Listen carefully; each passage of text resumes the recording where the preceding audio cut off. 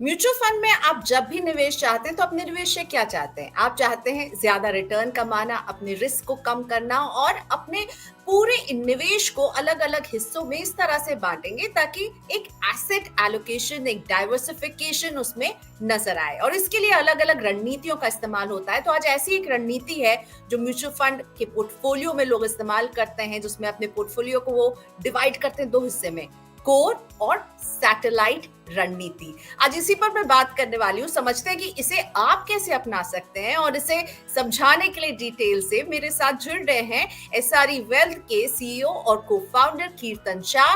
कीर्तन से आज हम समझने वाले हैं कि अगर आप अपने पोर्टफोलियो में कोर और सैटेलाइट स्ट्रैटेजी को अपनाना चाहते हैं तो क्या करना होगा आपको।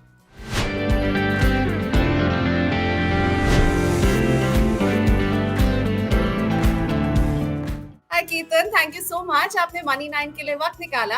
कीर्तन, कोर और सैटेलाइट स्ट्रैटेजी होती क्या है, कैसे काम करती है? नाम बहुत इंटरेस्टिंग लगता है। एक कोर है, ये तो समझ में आ रहा है कि ये जो है कोर है, यानी कि यहाँ पर सब मेन इन्वेस्टमेंट रहने चाहिए, और सैटेलाइट जो इनसे थोड़ा सा दूर होगा। लेकिन ये अपने निवेश में हम इसे कैसे फिट करेंगे? Priyanka, thank you so much मुझे इनवाइट करने के लिए। देखिए, जैसे आपने हाईलाइट किया, कोर स्ट्रैटेजी एक ऐसी स्ट्रैटेजी है जिसमें अगर आपका जो भी रिस्क प्रोफाइल है, आप उस रिस्क प्रोफाइल को नजरिए में रखकर मैक्सिमम इन्वेस्टमेंट वहां पर करेंगे। जैसे अगर एक सिंपल सा एग्जांपल देना है, तो अगर मान लीजिए मैं एक कॉन्जर्वेटिव इन्वेस्टर हूँ, तो कॉन्जर्वेटिव इन्वेस्टर को अगर 70% पैसा कोर में लगाना है, इसका मतलब है कि 70% पैसा आप फिक्स्ड इनकम स्ट्रैटेजीज या फिक्स्ड इनकम प्रोडक्ट्स में लगाएंगे, क्योंकि आपका रिस्क प्रोफाइल आपको ज्यादा रिस्क लेने के लिए ज्यादा अपॉर्चुनिटी नहीं देता है, राइट? तो अगर मैं एक कंजर्वेटिव इन्वेस्टर हूँ जिसमें मैंने मान लीजिए 70% पैसा फिक्स्ड इनकम स्ट्रैटेजीज में लगा दिया है, अब प्रॉब्लम ये होता है कि जब आप फिक्स्ड इनकम में इन्वेस्ट करते हैं, क्योंकि उसका रिटर्न कम होता है, उसमें टैक्सेशन के ज्यादा एडवांटेजेस नहीं है, आप टिपिकली ऐसे इन्वेस्टमेंट में इन्फ्लेशन को बीट नहीं कर पाते पोस्ट टैक्स।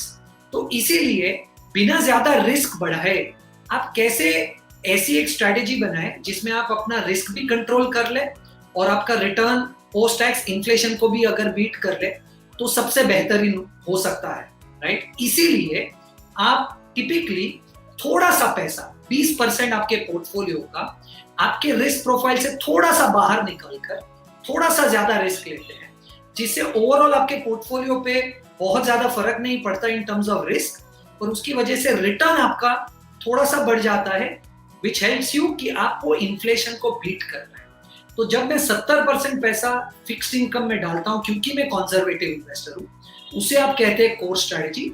पर जो मैं 20% पैसा थोड़ा सा आउटसाइड ऑफ फिक्स्ड इनकम डालूंगा, थोड़ा सा वो ज्यादा रिटर्न कमाने के लिए, क्योंकि मैं इन्फ्लेशन को बीट कर पाऊं, उस पोर्टफोलियो को आप सैटेलाइट पोर्टफोलियो कहते हैं।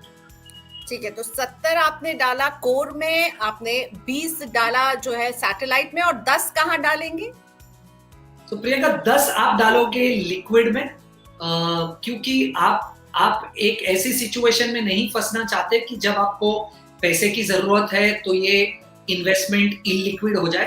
तो टिपिकली जब आप एसेट एलोकेशन की बात करेंगे तो बकेटिंग स्ट्रैटेजी जो हम समझने की कोशिश कर रहे हैं, इसका एक बेसिक इंटरनेशनली फॉलोड रूल ये है कि आप 10% पैसा लिक्विड में रखिए, 70% पैसा आप अपने कोर पोर्टफोलियो में रखें जो आपका रिस्क प्रोफाइल है, और 20% पैसा रिस्क प्रोफाइल के बाहर निवेश कीजिए, जिससे आपको वो थोड़ा सा रिटर्न ज्यादा मिलने की उम्मीद। ठीक है, तो आपने ये टर्म यूज किया कीर्तन, बकेटिंग स्ट्रैटेजी, मतलब ये एक एसेट एलोकेशन का एक तरीका है। और एसेट एलोकेशन मुझे लगता है जब भी कोई निवेश करता है वो उसका कोर होना चाहिए, और उसका कुछ सैटेलाइट नहीं हो सकता। Core is the asset allocation. आप इसे कैसे समझाते हैं लोगों को, और कितना जरूरी मानते हैं आप एसेट एलोकेशन को? प्रियंका, मेरे हिसाब से एसेट एलोकेशन सबसे जरूरी है, स्पेसिफिकली एक रिटेल इन्वेस्टर के लिए जो रिस्क कंट्रोल करके अच्छा रिटर्न कमाना चाहता है।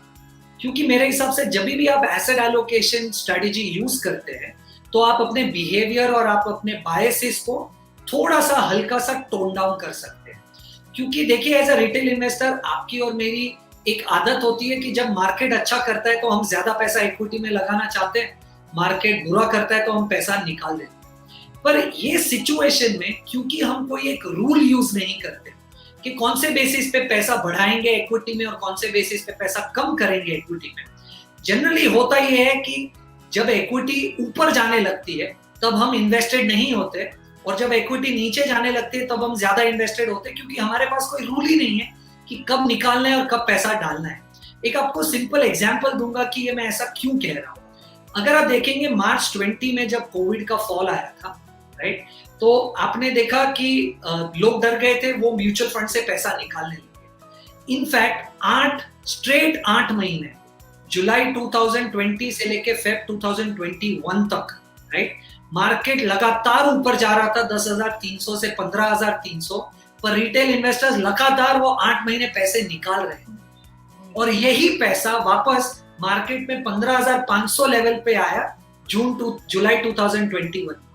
तो हमें लगता है कि ये बहुत इजी है कि मार्केट ऊपर जा रहा है पैसा लगा दीजिए, मार्केट नीचे आ रहा है पैसा निकाल दीजिए, पर इस पूरे सिचुएशन में हो ये जाता है प्रैक्टिकली कि जब आपको लगाना चाहिए तब आप कैश में खड़े रहते हो, जब आपको निकालना चाहिए तब आप फुल्ली इन्वेस्टेड रहते हो। मुझे लगता है ये सब चीज का सॉल्यूशन सिंपल एसेट एलोकेशन है। क्योंकि एक आपको छोटा सा एग्जांपल दूंगा, मेरे पास कुछ पिछले 17 साल का डेटा है, 2003 से लेकर 2020 तक, और ये डेटा बहुत ही इंटरेस्टिंग है प्रियंका।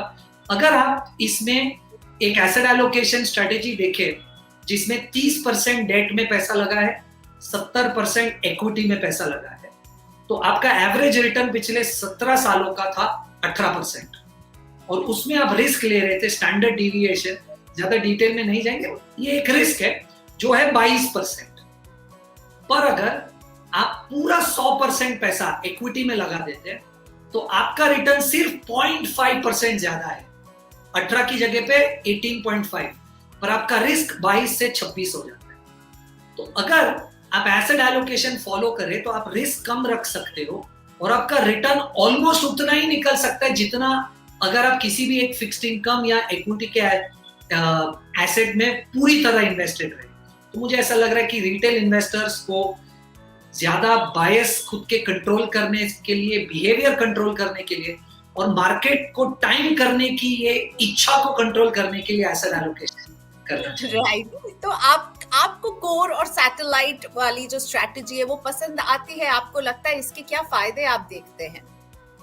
प्रियंका, इससे होता ये है कि अगर मान लीजिए जैसे मैंने आपको कहा कि मैं एक कंजर्वेटिव इन्वेस्टर हूँ, अगर मैं कोर और सैटेलाइट पोर्टफोलियो का कॉम्बिनेशन अगर करूँ तो मैं पूरा जो 100% पोर्टफोलियो फिक्स्ड इनकम में डालूंगा उससे मुझे काफी बेहतर रिटर्न्स मिल सकते हैं। जैसे मैं आपको एक एग्जांपल देता हूँ, वापस अगर आप वो पिछले 17 साल वाले डेटा पे जाएंगे जो मैं आपके साथ डिस्कस कर रहा था, तो 2003 से लेकर 2020 तक का अगर आप डेटा देखेंगे और अगर आपने पूरा 100% पैसा अगर डेट में डाला होता तो आपका रिटर्न तकरीबन 6.7% होगा पिछले 17 साल का CAGR।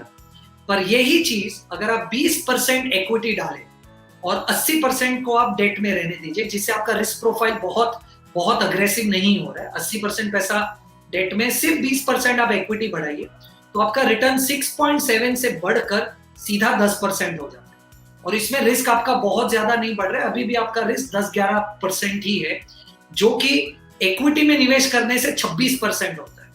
तो 26 के सामने आपका रिस्क 11% के आजू बाजू है, पर देखिए सिग्निफिकेंटली आपका रिटर्न 6.7 से बढ़कर 10% हो जाता है, सिर्फ 20% वो एलोकेशन इक्विटी में डालने से। ये मेरे हिसाब से सैटेलाइट पोर्टफोलियो को आप अगर एसेट एलोकेशन में ऐड करेंगे, इससे आपका रिस्क रिटर्न प्रोफाइल बहुत अच्छा हो जाएगा। इसीलिए मैं कोर और सैटेलाइट स्ट्रेटेजी फॉलो करता हूँ, ना कि सिर्फ सीधा एसेट एलोकेशन जो जनरली लोग डिस्कस करते हैं।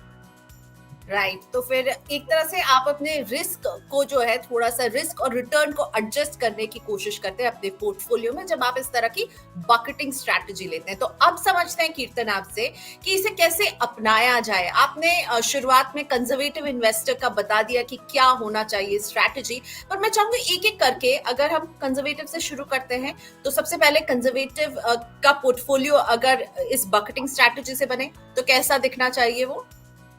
तो प्रियंका, अगर मैं कंजर्वेटिव इन्वेस्टर हूं तो मैं टिपिकली 20% पैसा इक्विटी में, 75% पैसा डेट में और 5% पैसा गोल्ड में रखना चाहूंगा, जिससे मुझे ऐसा लग रहा है कि रिस्क बढ़ेगा भी नहीं पोर्टफोलियो पे, पर इन्फ्लेशन बीटिंग रिटर्न्स तो डेफिनेटली हम कमा पाएंगे।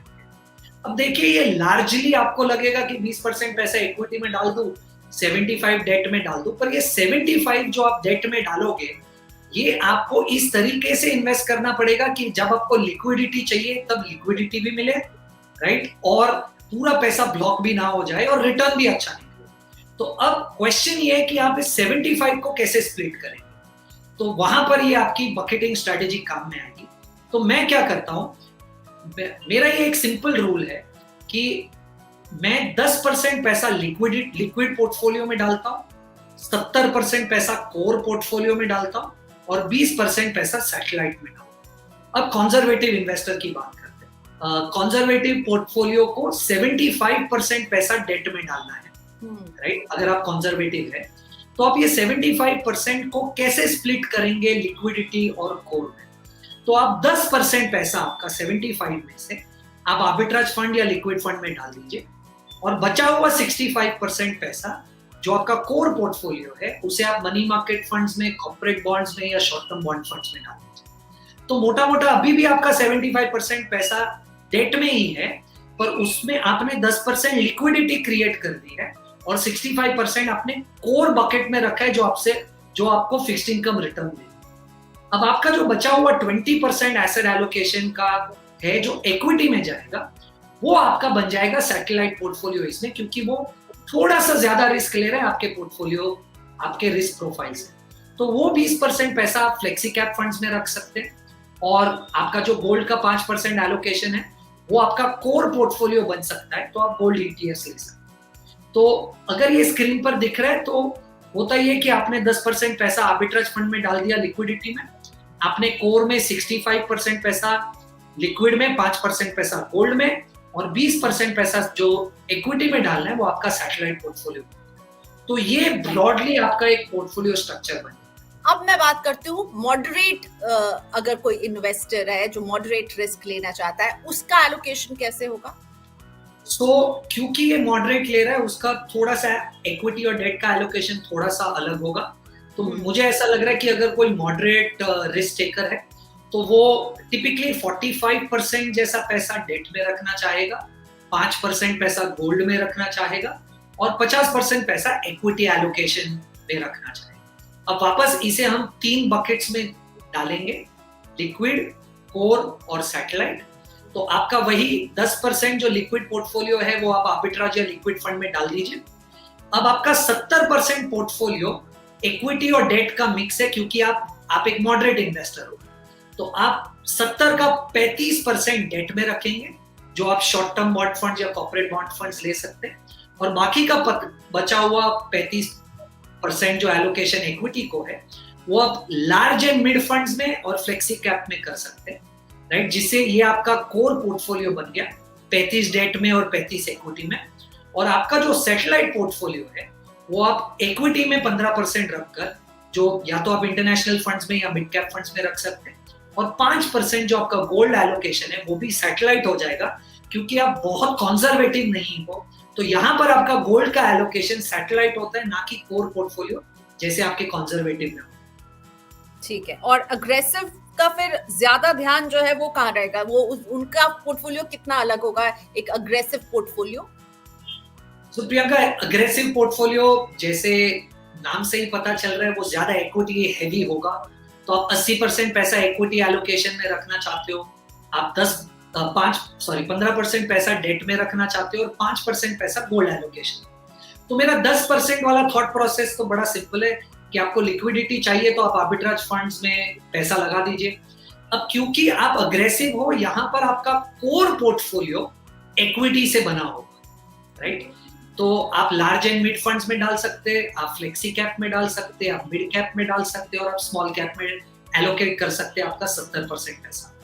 अब रही बात आपके सैटेलाइट पोर्टफोलियो की, तो सैटेलाइट पोर्टफोलियो में मैं 5% पैसा आपको क्रेडिट रिस्क फंड या गिल्ड फंड्स में डालने की सलाह दूंगा, 10% पैसा इक्विटी एलोकेशन करने के लिए या तो आप थीमेटिक सेक्टर फंड्स या इंटरनेशनल फंड्स ले लीजिए, और आपका 5% जो गोल्ड ईटीएफ है वो कांस्टेंट है। प्रियंका, वेरी क्विकली अगर और एक चीज में अगर ऐड कर दूं, अगर आप देखें यहाँ पर आपका जो कंजर्वेटिव इन्वेस्टर का कोर पोर्टफोलियो है वो पूरा फिक्स्ड इनकम है। अगर आप moderate portfolio, moderate risk taker का पोर्टफोलियो देखें तो वो 35% इक्विटी में, 35% डेट, और आप अगर अग्रेसिव का देखें तो वो पूरा 70% इक्विटी में, राइट। और आपके लिक्विड पोर्टफोलियो सब 10% लिक्विड या आर्बिट्राज फंड में। तो ये पूरा खेल है कि आप सैटेलाइट पोर्टफोलियो में वो 20% एलोकेशन कैसे करें जिससे आपको आपका रिस्क ज्यादा बढ़े नहीं, पर रिटर्न थोड़ा सा बेटर हो जाए इंडेक्स से। ठीक है, तो मुझे ये बताइए, क्या आपको लगता है कि कोर और सैटेलाइट को एक इन्वेस्टर को कब बदलना चाहिए, कब डिसीजन लेना चाहिए कि मुझे इसको बदलना चाहिए? रिटर्न के बिना पर लेना चाहिए, अपने गोल्स के हिसाब से लेना चाहिए?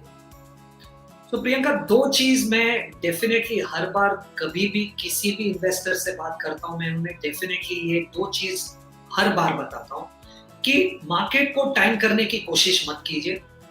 मुझे नहीं लगता कि हम में से बहुत सारे लोग मार्केट को सही तरीके से टाइम कर पाएंगे, और ये गलती मैंने देखी है, बहुत सारे लोग करते हैं कि मार्केट ऊपर जा रहा है तो इक्विटी एलोकेशन को बढ़ाने की कोशिश करते हैं, नीचे जा रहा है तो इक्विटी एलोकेशन को कम करने की कोशिश करते हैं। मुझे ऐसा लग रहा है कि अगर आप ये स्विच करने की कोशिश करेंगे तो ये पूरा ऑब्जेक्टिव जो एसेट एलोकेशन का है वो यूजलेस हो जाएगा। आप ये एसेट एलोकेशन स्ट्रेटेजी ही इसलिए कर रहे हो कि आप अपने बायसेस को साइड में रख पाए और मार्केट को टाइम ना करें। तो सबसे पहले चीज डेफिनेटली मैं ये कहना चाहूंगा कि ये एसेट एलोकेशन को ज्यादा ऊपर नीचे करने की कोशिश मत कीजिए, क्योंकि आपका व्यू मार्केट को लेकर कुछ और बन रहा है। अब रही बात एसेट एलोकेशन को आप कब चेंज करें, मुझे ऐसा लग रहा है कि अगर आपके एसेट एलोकेशन में एसेट एलोकेशन 10% से ऊपर नीचे हो गया या उसके ऊपर थोड़ा सा चेंज हो गया, तो आप उसे वापस पुराने वाले एसेट एलोकेशन पे लेके आए। जैसे अगर मान लीजिए मैं एक कंजर्वेटिव इन्वेस्टर हूं, मैंने सोचा था कि मैं 70% पैसा मेरा जो कोर पोर्टफोलियो है डेट में रखूंगा, और वो क्योंकि इक्विटी मार्केट्स बहुत अच्छा कर रहा है, इक्विटी के रिटर्न्स बहुत बढ़ गए, पॉसिबल है कि इक्विटी का पोर्टफोलियो बड़ा लगने लगे मेरे एसेट एलोकेशन में और फिक्स्ड इनकम का पोर्टफोलियो कम लगने लगे। तो अगर 70 की जगह पर मेरा फिक्स्ड इनकम 50 लग रहा है तो शायद आप खुद आपके रिस्क प्रोफाइल के हिसाब से कंफर्टेबल नहीं होंगे 50% पोर्टफोलियो से, तो तब आपको डेफिनेटली ये वापस थोड़ा सा इक्विटी बेचकर उसे डेट में डाल देना चाहिए, जिससे आप वापस 70% फिक्स्ड इनकम कोर पोर्टफोलियो में आ जाए। तो अगर आपको लग रहा है 10-15% जो रूल है उसे फॉलो करते रहना है, वो जो डिविजन आपने रखा है कोर और सैटेलाइट का उसको फॉलो करते रहना है। Okay, right. Thank you so much समझाने के लिए और हर तरह के पोर्टफोलियो को बताने के लिए, डिवाइड करके कि कितना एलोकेशन रखें। आई एम श्योर इससे कई लोगों को मदद मिलेगी अपना पोर्टफोलियो बनाने में। Thank you Kirtan for your time, और कीर्तन से हम बात आगे भी करते रहेंगे। Bye bye for now Kirtan. Thank you so much for having me. Bye Kirtan. So कीर्तन को हम बाय कह रहे हैं, लेकिन हाँ, किस तरह से आप अपना एसेट एलोकेशन रख सकते हैं अगर आप कोर और सैटेलाइट रणनीति को अपनाना चाहते हैं। कीर्तन ने बहुत डिटेल्ड में पूरे ग्राफ के साथ आपको समझाया है। आई होप आपको इससे मदद मिले। कमेंट सेक्शन में लिखकर हमें जरूर बताइएगा कैसी लगी आपको हमारी ये बातचीत, और मनी9 के यूट्यूब चैनल को सब्सक्राइब करना ना भूलें। बेल आइकॉन को भी क्लिक करें ताकि इस तरह की बातचीत आपसे मिस ना हो।